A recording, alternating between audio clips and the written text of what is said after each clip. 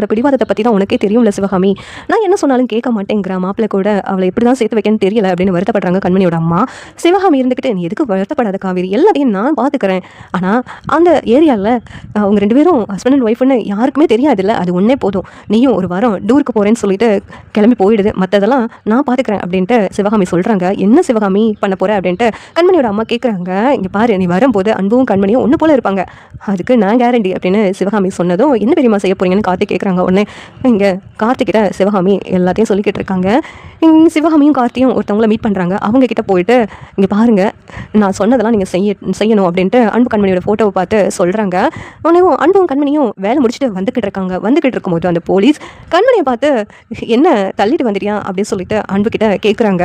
உடனே என் ஒய்ஃப் இவளை பற்றி தப்பாக பேசுகிற வேலைலாம் வச்சுக்கிறாதீங்க அப்படின்னு சொல்லிட்டு இங்கே அன்பு சண்டை போடுறாங்க அந்த போலீஸ் கிட்ட. உடனே கண்மணி கழுத்தில் இருக்கிற தாலியை காட்டுறாங்க. இதே மாதிரி நாங்கள் எத்தனை கேஸை பார்த்துருக்கோம் அப்படின்னு போலீஸ் சொல்லிக்கிட்டு இருக்காங்க. அவங்க கையில் எந்த ஆதாரமும் இல்லை. உடனே அன்பு கண்மணி மேலே சந்தேகமாக இருக்குது, நீங்கள் வாங்க எங்கள் கூட அப்படின்னு சொல்லிட்டு போலீஸ் வந்து உங்கள் வீட்டை பார்த்து கன்ஃபார்ம் பண்ணாதான் எங்களுக்கு தெரிய வரும் அப்படின்னு சொல்லிட்டு அன்பும் கண்மணியும் கூப்பிட்டுட்டு வீட்டுக்கு வர்றாங்க. கண்மணியும் சேர்ந்து அன்போட வீட்டையே தன்னுடைய வீடுன்னு காமிக்கிறாங்க. சரி 2 பேரும் உள்ளே போங்க, நாங்கள் நாளைக்கும் வருவோம், தினமும் வரும்போது நீங்கள் 2 பேரும் இந்த வீட்டில் இல்லைன்னா அப்புறம் 2 பேரையும் அரெஸ்ட் பண்ணிடுவோம் அப்படின்ட்டு போலீஸ் சொல்கிறாங்க. உடனே இது என்ன வம்பா போயிடுச்சு அப்படின்ட்டு இங்கே அன்பும் கண்மணியும் வருத்தப்படுறாங்க. அன்பு தானே பற்றின உண்மை வெளியில் யாருக்கும் தெரிய வேண்டாம், தான் இங்கே இருக்கிறது பிற தெரிஞ்சிடும் அப்படின்னு சொல்லிட்டு அவங்க யாருங்கிற உண்மையை சொல்ல மாட்டேங்கிறாங்க. அன்பும் கண்மணியும் அன்பு வீட்டுக்கு போகிறாங்க. அங்கே போனதும் அன்பு என்கிட்ட வேறு பெட் எதுவும் இல்லை, நீ கட்டிலே படுத்துக்கோ அப்படின்னு சொல்லிட்டு சொன்னதும் அன்பும் கண்மணியும் ஒரே கட்டிலில் படுத்து தூங்குறாங்க.